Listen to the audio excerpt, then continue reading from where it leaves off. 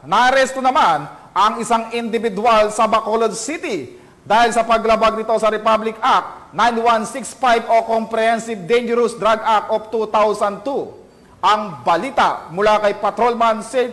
Mark Roland Viana.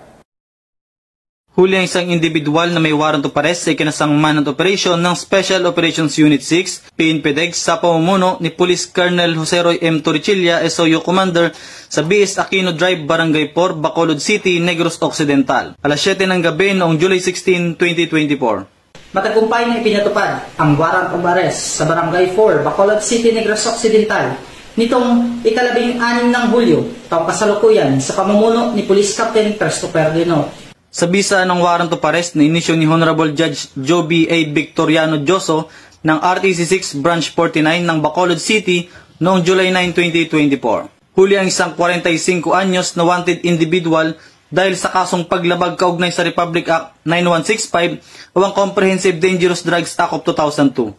Ang naarestong suspect ay nabasahan ng kanyang mga karapatan sa wikang kanyang naintindihan at ito ay pansamantalang nakakulong sa detention facility ng Police Station 2 Bacolod City Police Station habang hinihintay ang commitment order mula sa korte.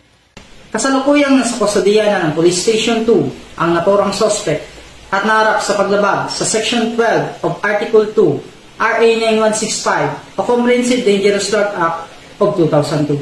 Ang pagkakahuli sa nasabing individual ay nagpapatunay na ang ating mga kapulisan ay patuloy na nagtatrabaho upang mapanatili ang kapayapaan at kaayusan ng ating komunidad. Sa mga nais magsumbong, maaari kayo mag-text o tumawag sa numero nasa inyong screen. Dahil dito, sa Bagong Pilipinas, ang gusto ng pulis, ligtas ka.